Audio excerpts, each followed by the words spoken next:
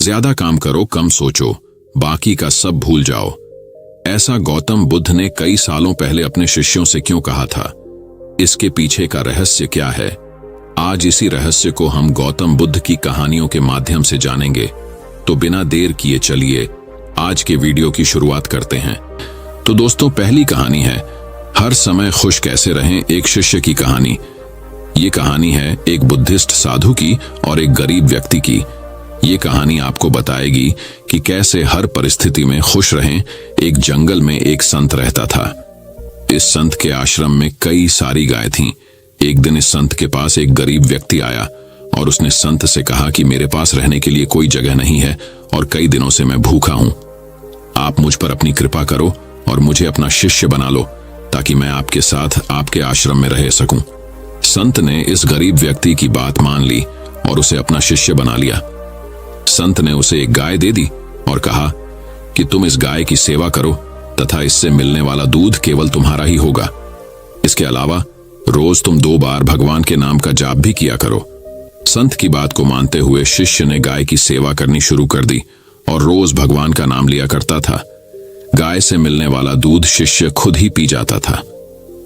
आश्रम में रहकर शिष्य काफी खुश था और एक दिन उसने संत का धन्यवाद करते हुए उनसे कहा कि आपकी वजह से ही मेरा जीवन सुखी हो पाया है। संत मुस्कुराकर बोले, ये तो अच्छा है, लेकिन उसके कुछ दिन बाद ही गाय खो गई। गाय खोने के कारण शिष्य को दूध नहीं मिल रहा था, जिसकी वजह से उसने पूजा करना भी छोड़ दिया और दुखी रहने लग गया। शिष्य ने संत से मुलाकात की और संत को बताया कि उसकी गाय खो गई है, जिसकी वजह से उसका मन मंत्र जाप में भी नहीं लग रहा और वह कई दिनों से दुखी है। ये बात सुनकर संत ने कहा, यह भी अच्छा है। कुछ समय बाद शिष्य को गाय वापस मिल गई और वो फिर से खुश रहने लग गया। शिष्य ने ये बात संत को बताई। संत ने गाय मिलने की बात सुनकर कहा, यह तो अच्छा है। ये सुनते ही शिष्य हैरान हो गया और उसने संत से कहा, मेरे जीवन की हर परिस्थिति में आप अच्छा है, यही क्यों कहते हैं? संत ने जवाब देते हुए कहा, सुखी और सफल जीवन पाने के लिए सुख हो या दुख, हर समय प्रसन्न रहना चाहिए। जीवन में आई बुरी स्थिति में अपने आप को दुखी नहीं रखना चाहिए। जब हम हर समय खुश रहते हैं तब जीवन से दुख का अनुभव स्वतः खत्म हो जाता है। संत की यह बात सुन शिष्य को समझ आ गया कि जीवन में चाहे कैसी भी परिस्थिति क्यों ना हो, हमें सदैव प्रसन्न ही रहना चाहिए। ऐसा करने से दुख महसूस नहीं होता और खुशी के साथ जीवन कट जाता है। तो दोस्तों, चलिए बढ़ते हैं हमारी दूसरी कहानी की तरफ। दूसरी कहानी है साधु और राजा की कहानी। बहुत समय पहले की बात है। एक राज्य में एक दयालु राजा राज्य करता था। वह प्रजा का हितैषी था। प्रजा का हित उसके लिए सर्वोपरि था। वह हमेशा इस प्रयास में रहता कि उसकी प्रजा को कोई समस्या, कोई परेशानी ना हो, सभी सुख चैन का जीवन बसर करें। उसके शासन में प्रजा प्रसन्नता और सुख से जीवन व्यतीत कर रही थी। राजा वेश बदलकर राज्य भ्रमण पर निकलता और प्रजा की स्थिति के बारे में पता करता। यदि उसे पता चलता कि प्रजा किसी प्रकार के कष्ट में है तो वह उन कष्टों को दूर करने का प्रयास करता। एक बार वह इसी प्रकार वेश बदलकर राज्य भ्रमण पर निकला। भ्रमण करते करते वह एक जंगल से गुजरा और रास्ता भटक गया। उसके सैनिक पीछे छूट गए और वह अकेला रह गया। रास्ता ढूंढता हुआ वह एक स्थान पर पहुंचा। उसने देखा कि वहां एक कुटिया बनी हुई है। राजा को भूख लगाई थी। उसने सोचा यहां अवश्य भोजन की व्यवस्था हो जाएगी। उसने अपने घोड़े को एक पेड़ से बांधा और कुटिया में प्रवेश किया। वह एक साधु की कुटिया थी। गेरू वस्त्र धारण किए एक साधु पेड़ के नीचे आसन लगाकर बैठे थे। उनकी आंखें बंद थीं और वे ध्यान में लीन थे। राजा ने देखा कि उस स्थान का वातावरण बहुत ही सुंदर है। पेड़ पौधे हरे भरे हैं, जिनमें फूल और फल लदे हुए हैं। पंछी उन्मुक्त होकर विचरण कर रहे हैं। राजा ये देखकर बड़ा प्रसन्न हुआ। वह साधु के पास गया और उन्हें प्रणाम कर उसके सामने घुटनों के बल बैठ गया। साधु ने आहट पाकर आंखें खोली और अपने सामने एक नौजवान को पाया। उसके मुख का तेज देखकर ही साधु समझ गए कि वह कोई राजसी व्यक्ति है। राजा ने उन्हें बताया कि वह रास्ता भटक गया है।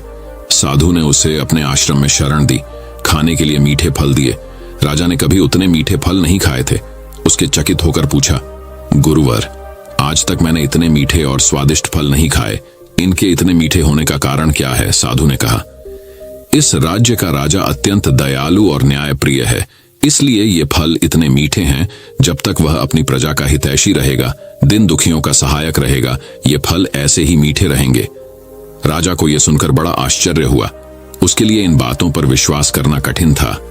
जब साधु से आज्ञा लेकर वह लौटा तो उसने निश्चय किया कि वह इस बात का परीक्षण अवश्य करेगा। उसे अपने सैनिक मिल गए जो जंगल में उसे ढूंढ रहे थे। वह अपने राज्य वापस लौट गया। वापस लौटने के बाद उसने प्रजा पर जुल्म ढाने शुरू कर दिए। उसने किसानों का लगान बढ़ा दिया और प्रजा पर नाना प्रकार के कर लगा दिए। अब वह अपना धन भोग विलास में खर्च करने लगा और प्रजा की ओर से उदासीन हो गया। प्रजा पर अत्याचार बढ़ने लगे तो पूरे राज्य में त्राही त्राही मच गई। कुछ दिनों बाद राजा फिर जंगल में उसी साधु की कुटिया में पहुंचा। इस बार उसने देखा कि वहां का वातावरण भिन्न है। पेड़ पौधे सूख चुके हैं, फूल मुरझा गए हैं, फल सड़ चुके हैं। ये देखकर वह चकित रह गया। वह साधु के पास गया और उसे प्रणाम किया। साधु ने उसे खाने के लिए फल दिए। इस बार फलों का स्वाद कड़वा था। राजा ने साधु से इसका कारण पूछा। साधु ने कहा, इस राज्य का राजा बात पहले जैसा नहीं रहा। उसे प्रजा के हित का कोई ख्याल नहीं है। वह प्रजा पर अत्याचार करने लगा है। उसके प्रति प्रजा के मन में कड़वाहट बस गई है, इसीलिए इन फलों का स्वाद कड़वा है। राजा साधु की कुटिया से अपने राज्य लौट आया। उसे साधु की बात समझ आ गई थी। अगले दिन से वह फिर से अपनी प्रजा का ध्यान रखने लगा। उसके बदलते ही फिर से प्रकृति ने अपना रंग बदला और हरी भरी हो गई। तो दोस्तों, इस कहानी से हमें यह सीख मिलती है, जैसा कर्म करोगे वैसा ही फल मिलेगा। यदि अच्छे कर्म करोगे तो अच्छा फल मिलेगा, बुरे कर्म करोगे तो बुरा। यदि हम किसी को कड़वाहट देंगे तो बदले में हमारे जीवन में भी कड़वाहट घुल जाएगी। इसलिए हमेशा सबका भला करें। तो दोस्तों, चलिए बढ़ते हैं हमारी तीसरी कहानी की तरफ। तीसरी कहानी, एक गुरु और शिष्य की कहानी। एक गुरु अपने शिष्य के साथ कहीं जा रहे थे। चलते चलते उन्हें प्यास लगी तो वे दोनों एक खेत के पास जाकर रुक गए। खेत की हालत देखकर लगता था कि खेत का मालिक खेत पर जरा भी ध्यान नहीं देता है। उन्होंने देखा खेत में एक घर भी है। दोनों जाकर दरवाजा खटखटाते हैं। घर में से एक आदमी, उसकी पत्नी और 2 बच्चे बाहर आते हैं। सभी ने फटे पुराने कपड़े पहने हुए होते हैं। गुरु कहते हैं, क्या हमें पानी मिल सकता है? काफी प्यास लगी हुई है। वो व्यक्ति उन्हें पानी लाकर देता है। फिर गुरु कहते हैं, आपका खेत इतना अच्छा है, लेकिन इसमें कोई भी फसल क्यों नहीं बोई गई? व्यक्ति कहता है, हमारे पास एक भैंस है जो काफी दूध देती है, जिसे बेचकर और पीकर हमारा गुजारा हो जाता है, इसलिए बेवजह खेती क्यों करूं? गुरु कहते हैं, क्या हम आज की रात यहां रुक सकते हैं? कल सुबह होते ही हम यहां से निकल जाएंगे। व्यक्ति कहता है, ठीक है, आप यहां रुक सकते हैं। आधी रात होते ही गुरु अपने शिष्य से कहते हैं, उठो, हमें अभी यहां से निकलना है। लेकिन जाने से पहले हम इस व्यक्ति की भैंस को पहाड़ से गिराकर मार देंगे। यह सुनकर शिष्य को काफी बुरा लगा, लेकिन वो अपने गुरु की बात टाल नहीं पाया। वे दोनों रातों रात भैंस को मारकर वहां से भाग जाते हैं। 10 वर्ष बाद जब शिष्य अपनी शिक्षा पूरी कर लेता है, तब वो सोचता है क्यों न अपनी गलती को सुधारा जाए, उस आदमी के पास वापस जाकर उसकी मदद की जाए। शिष्य उसी गांव, उसी जगह वापस जाता है और देखता है वहां के सारे खेतों में दूर दूर तक काफी फल लगे हुए हैं और वहां एक बहुत बड़ा घर भी है। शिष्य को लगता है शायद वो आदमी सब कुछ बेच के यहां से जा चुका होगा। शिष्य वहां से वापस जाने लगता है। तभी वहां घर के आगे एक कार आकर रुकती है। कार में से वही व्यक्ति बाहर आता है जिससे शिष्य 10 साल पहले मिला था। शिष्य उसके पास जाकर कहता है, आपने मुझे पहचाना? मैं 10 साल पहले आपसे मिला था। व्यक्ति कहता है, हाँ, उस दिन को मैं कैसे भूल सकता हूँ। शिष्य कहता है, आप तो बहुत गरीब थे, आखिर आप इतने अमीर कैसे बने? व्यक्ति कहता है, क्या बताऊं, आपके जाने के बाद मेरी भैंस की मौत हो गई। मैं कुछ दिन काफी दुखी रहा, परेशान रहने लगा, लेकिन जीवन जीने के लिए कुछ तो करना ही था। मैं लकड़ियां काटकर बेचने लगा, जिससे कुछ पैसे आए तो मैंने खेत की बुआई कर दी। फिर उससे और पैसे आए तो मैंने सारी जगह खरीद ली और फलों की बुआई करवा दी। और आज मैं आसपास के इलाकों में फलों का सबसे बड़ा व्यापारी हूं और मेरे पास लाखों रुपये हैं। अगर उस दिन भैंस की मौत नहीं हुई होती तो आज मैं इतना सफल नहीं हुआ होता। दोस्तों, इस कहानी से यह साफ पता चलता है कि जीवन में हर परेशानी आपके लिए एक बड़ा मौका लेकर आती है। अगर अभी आपके जीवन में परेशानी आई है तो यकीन मानो एक बहुत बड़ी सफलता भी अपने साथ लेकर आई है। यकीन मानिए, बुरे वक्त में आपने हिम्मत नहीं हारी तो आने वाले समय में आप बेहद सफल होने वाले हैं। अगर आपको यह कहानी अच्छी लगी है तो और लोगों और अपने करीबी दोस्तों के साथ शेयर करें। तो दोस्तों, चलिए बढ़ते हैं हमारी चौथी कहानी की तरफ। चौथी कहानी, पहले अपनी नजर को बदलो। एक बार एक बहुत बड़ा नेता एक साधु के छोटे से आश्रम में गया। वह साधु के बारे में बहुत सुना था, तो उसके मन में आया कि मैं एक बार जाकर देखता हूं कि लोग उसकी इतनी तारीफ क्यों करते हैं। जब वह उस आश्रम में गया तो वहां पर एक छोटा सा कमरा था जहां पर एक कालीन बिछा हुआ था। वहां पर कुछ लोग नीचे बैठे हुए थे और साधु जी सामने बैठे हुए थे। कुछ सवाल जवाब चल रहा था। वह नेता उस आश्रम में आया और उस नेता के साथ में 4 बॉडीगार्ड भी थे और उसकी यह आदत थी कि जहां पर भी वह जाता था लोग अपनी जगह से खड़े डिढ़े हो जाते थे और उसकी तरफ देखते थे, हाथ जोड़ते थे और सर झुकाते थे। लेकिन यहां पर ऐसा कुछ भी नहीं हुआ। साधु व्यस्त होने के कारण उसकी तरफ देखा तक नहीं। तभी नेता को लगा कि यह मेरी बेइज्जती है और वह इस बात से गुस्सा हो गया। नेता ने थोड़ा गुस्से से साधु की बात को बीच में काटते हुए कहा कि मैं आपसे कुछ कहना चाहता हूं। साधु ने उसकी तरफ देखा और बोला, आप थोड़ी देर रुकिए, पहले मैं इनके सवाल का जवाब दे दूं, उसके बाद मैं आपसे बात करता हूं। तब तक आप अगर चाहे तो आप बैठ सकते हैं। बस साधु का इतना कहने की ही देरी थी। नेता का चेहरा गुस्से से लाल हो गया और फिर उसने अपना सारा गुस्सा उस साधु पर निकाल दिया। अभी तक वह नेता बहुत तमीज से आप कह करके बात कर रहा था, लेकिन अब वह तू तड़ाक पर उतर आया। नेता ने उस साधु को कहा, तुझे पता भी है मैं कौन हूं और तू किससे बात कर रहा है। साधु ने उसकी तरफ देखा और कहा, मुझे इससे कोई फर्क नहीं पड़ता है कि आप कौन हैं, लेकिन आप जो कोई भी है, अगर आप चाहते हैं कि मैं आपके सवाल का जवाब दूं या आपसे बात करूं तो आपको कुछ देर रुकना होगा। और साधु की यह कहते हैं नेता गुस्से से पागल हो गया और वही सबके सामने चीखने चिल्लाने लग गया, अब मैं तुझे तेरी असली औकात दिखाऊंगा। तूने मुझसे पंगा लेकर के ठीक नहीं किया। तुझे पता भी है मैं तेरे बारे में क्या सोचता हूं।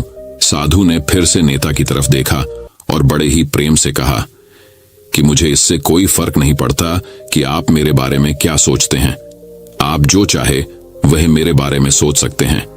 फिर नेता ने उससे कहा कि तू चाहे सुनना चाहता है या नहीं, लेकिन मैं तुझे यही सबके सामने बताऊंगा कि मैं तेरे बारे में क्या सोचता हूं। तू कोई साधु नहीं है, तू एक बहुत ही घटिया इंसान है। तू एक ढोंगी है, पाखंडी है और यहां पर जितने भी लोग बैठे हैं उन सबको बेवकूफ बना रहा है। तेरा बस एक ही मकसद है, इन लोगों की जेब में जितना भी पैसा है वह सब तेरे पास में आ जाए। तू अपने फायदे के लिए इन लोगों का इस्तेमाल कर रहा है और अब मैं तुझे नहीं छोड़ने वाला हूं। पूरी दुनिया के सामने तेरा पर्दाफाश करके रहूंगा। लेकिन उसके इतना बोलने के बाद भी हल्की सी मुस्कान उस साधु के चेहरे पर बनी ही रही। यह देखकर वह और भी तिलमिला गया और उसने कहा, अब बहुत हो गया, अब मैं यहां 1 मिनट भी नहीं रुकने वाला। लेकिन अभी भी तेरे पास मौका है, अगर मुझसे माफी मांगनी है या मुझसे कुछ कहना है तो कह सकते हो। इतना सब होने के बाद भी साधु के चेहरे पर एक मुस्कान थी और वह बिल्कुल शांत था। और फिर उन्होंने अपनी आंखें बंद करी और फिर साधु ने अपनी आंखें खोली, हाथ जोड़े और कहा कि मुझे आपसे कोई गिला शिकवा नहीं है। आपके लिए मेरे मन में कोई भी गलत ख्याल नहीं है। जो भी मेरे बारे में आपने कहा वह आपकी अपनी सोच थी, तो मुझे आप में कोई भी बुराई नजर नहीं आती है। मुझे आप बहुत ही भले इंसान लग रहे हैं। और साधु के इतना कहते ही नेताजी का दिमाग 7वें आसमान पर पहुंच गया। उसके चेहरे पर एक अजीब सी खुशी थी, क्योंकि उस साधु ने वही कहा जो बाकी सब लोग उस नेता को कहते हैं। और वह खुशी खुशी उस आश्रम से अपने घर की तरफ चला गया और जाकर के अपने पिताजी के साथ में बैठ गया। उसके पिताजी ध्यान में थे। उन्होंने पूरी जिंदगी सिर्फ लोगों की सेवा करी और बदले में कुछ भी उम्मीद नहीं किया। तो थोड़ी देर बाद जब उन्होंने अपनी आंखें खोली और देखा अपने बेटे को अपने साथ बैठे हुए, तो उनके बेटे के चेहरे पर आज एक अजीब सी खुशी थी जो आज से पहले उन्होंने कभी नहीं देखी थी। फिर उसने एक एक करके सब कुछ बताया कि आज क्या हुआ, किस तरह से वह आश्रम गया और वहां पर क्या हुआ, उसने क्या कहा और साधु जी ने क्या कहा। जब उसके पिताजी ने पूरी बात सुनी तो थोड़ा सा मुस्कुराए और अपने बेटे को देख करके बोले कि उन्होंने तुम्हारी तारीफ नहीं करी, क्योंकि उन्होंने वह नहीं कहा कि जो तुम हो, उन्होंने वह कहा कि जो वह खुद है, और तुमने जो भी कुछ उनको कहा वो नहीं कहा। कि जो वो है बल्कि तुमने वह का जो तुम खुद हो। यही बात वेदों में भी कही गई है, यथा दृष्टि तथा सृष्टि। यह दुनिया तुम्हें वैसी नहीं दिखती जैसी यह दुनिया है, यह दुनिया वैसी दिखती है तुम्हें जैसे तुम खुद हो। जिसकी नजर जैसी है उसके लिए यह दुनिया वैसी ही है। तो अगर तुम अपनी दुनिया को बदलना चाहते हो तो उसका सिर्फ एक तरीका है, अपनी नजर को बदलो। तो दोस्तों चलिए बढ़ते हैं हमारी 5वीं कहानी की तरफ। 5वीं प्रेरणादायक कहानी है 7 महत्वपूर्ण संदेश जो बदल सकते हैं आपकी दुनिया। ये कहानी है सफलता और समृद्धि की। कहानी एक वकील की जो उसकी सफलता से शुरू हुई और उसके व्यक्तित्व की समृद्धि पर समाप्त हुई। एक वकील जूलियन जो सफलताओं की ऊंचाइयों को छू रहा है, लाखों करोड़ों की संपत्ति है, लेकिन फिर भी जीवन में खुशी और संतुष्टि का अभाव है। जीवन की वास्तविक खुशी ढूंढने के लिए वह भारत आता है और हिमालय पर जाकर एक संत से मिलता है, तो उससे सच्ची खुशी का रहस्य बताता है और कहता है, यह शिक्षा अपने तक सीमित न रखकर तुम्हें सब में बांटनी होगी। जब वह वापस आता है तो उसके जीवन से निराशा और उदासी दूर हो चुकी होती है। तब उसका दोस्त जॉन उससे पूछता है कि तुम में यह परिवर्तन कैसे आया। तब जूलियन उसे सारी कहानी बताते हुए उस संत की शिक्षा के बारे में बताता है। आपको भी अपने जीवन को सुखमय बनाने के लिए उन 7 मूल मंत्रों को जानने की आवश्यकता है जो आज हम आपको यहां बताने जा रहे हैं। पहला मंत्र, सकारात्मक सोच और मस्तिष्क पर नियंत्रण। आप अपने आसपास सकारात्मकता तभी महसूस कर सकते हैं जब यह आपके भीतर मौजूद हो। अपने मस्तिष्क से निराशा, नकारात्मक सोच और अतीत की कड़वी यादों के बोझ को हमेशा के लिए निकाल दें। इस कचरे को दिमाग में जमा न होने दें। हर वक्त सकारात्मक सोचना ही आपकी सफलता की ऊंचाई को तय करता है। सकारात्मक विचार आपको रचनात्मकता से भी परिचित कराएंगे जो आपके जीवन को बेहतर बनाएंगे। याद रखें कि आपके जीवन की गुणवत्ता आपके विचारों की गुणवत्ता पर ही निर्भर करती है। जब आप दिमाग पर और सोच पर नियंत्रण हासिल कर लेंगे तब आपको वह ऊर्जा प्राप्त होगी जो आपके सपनों को पूर्ण करने में सहायक और जरूरी होगी। इसलिए मस्तिष्क पर नियंत्रण करना जरूर आना चाहिए। दूसरा मंत्र, लक्ष्य निर्धारण और उस पर केंद्रित रहना। लक्ष्य के बिना जीवन अधूरा होता है, क्योंकि आपको पता ही नहीं होता कि आप क्यों जी रहे हैं, आपकी जिंदगी का मकसद क्या है। याद रखिए, मंजिल तक पहुंचने के लिए मंजिल की होना भी जरूरी है। इसीलिए एक लक्ष्य अवश्य निर्धारित करें और उस तक पहुंचने के लिए सही रास्तों का चुनाव करें। बीच रास्ते में यदि किसी की मदद की जरूरत महसूस हो तो हिचकिचाए नहीं, बल्कि खुलकर अपनी बात कहें, लेकिन रुके नहीं। आपको किसी भी परिस्थिति में लक्ष्य से भटकना नहीं है। तीसरा मंत्र, निरंतर सुधार। अपने डर और अपनी कमियों या कमजोरियों को पहचानें, उनका सामना करें और जल्द से जल्द उन्हें दूर करने की कोशिश करें। ध्यान रखें कि असफलता ही हमें सफलता की ओर बढ़ने की प्रेरणा देती है। इसीलिए अपनी गलतियों से हार ना मानें, बल्कि उनसे सीखें और आगे बढ़े। ज्ञान कभी पूर्ण नहीं होता, इसलिए हमेशा हर चीज से कुछ न कुछ सीखते रहना चाहिए। चौथा मंत्र, आत्मसंयम और अनुशासन। सुखद जीवन के लिए चौथी सबसे महत्वपूर्ण चीज है अनुशासन और आत्मसंयम। ये आपके व्यक्तित्व को मजबूती प्रदान करती है। इसलिए अपने आप को अनुशासित करें और संयमित जीवन जिएं। अंदर की जिज्ञासा को कभी मरने ना दें, क्योंकि यही जिज्ञासा कुछ नया करने, नया सीखने के लिए आपको हमेशा प्रेरित करेगी। पांचवा मंत्र, वक्त की कद्र करें। कल करे सो आज कर, आज करे सो अब, पल में परलय होएगी, बहुरी करेगा कब। कबीरदास जी हमें अपने इस दोहे से सीखते गए हैं कि जो काम कल करना चाहते हो वह आज ही कर लेना चाहिए, बल्कि अभी ही कर लेना चाहिए। दोस्तों, बीता हुआ समय कभी लौट कर नहीं आता, इसलिए उसकी अहमियत समझिए और समय का सदुपयोग करें। अभी बहुत समय है, अभी बहुत समय है। यही सोचते सोचते हम अपना कीमती समय बिता देते हैं। सबसे पहले तो काम को टालने की बुरी आदत से बचें, क्योंकि इससे आप अपना काफी समय बर्बाद कर देते हैं। प्राथमिकताएं तय करें और उसी अनुसार अपना हर काम करें। छठा मंत्र, सकारात्मक व्यक्तित्व रखें। बुरे वक्त में अगर कोई चीज काम आती है तो वह है आपका सकारात्मक व्यक्तित्व। हमेशा याद रखिए कि अभी भी कुछ नहीं बिगड़ा है। सकारात्मक सोचना शुरू करें। जो बीत गई वो बात गई, लेकिन आज का समय केवल आपका है। इस पर केवल आपका ही नियंत्रण है। साथ ही स्वार्थ की भावना से बचते हुए दूसरों की भी मदद जरूर करें। दूसरों की मदद करके जिस खुशी और संतुष्टि का अनुभव आप करेंगे वह लाखों रुपयों की कमाई से भी बढ़कर होगा। 7वां मंत्र, अपने आज को भरपूर जिए। यकीन मानिए, छोटे छोटे पलों में खुशियां ढूंढ लेंगे तो ही बड़ी खुशियां प्राप्त कर पाएंगे। हर पल में कुछ नया ढूंढें, हर पल को जिंदा दिली से जिएं और हर पल का जश्न मनाएं। चाहे वह दोस्तों के साथ घूमने हो, पत्नी के साथ चाय पे गपशप हो या प्रेमिका के साथ रूठना मनाना हो, हर वक्त को एंजॉय करें। आज के बिताए हुए खुशनुमा पल ही भविष्य की सुनहरी यादें बनकर हमें खुश करते हैं। अपनी खुशियों को दीपक की वह लौ मानिए जिसे आपको बुझने नहीं देना है। ध्यान रखें कि हमारी खुशियों की चाबी केवल हमारे पास होती है।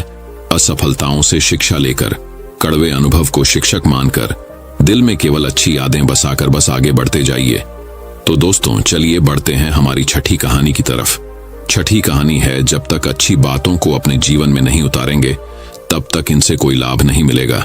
बुद्ध से एक व्यक्ति ने कहा कि तथागत, मैं रोज आपके प्रवचन सुन रहा हूं, लेकिन मुझे इसका कोई लाभ नहीं मिला।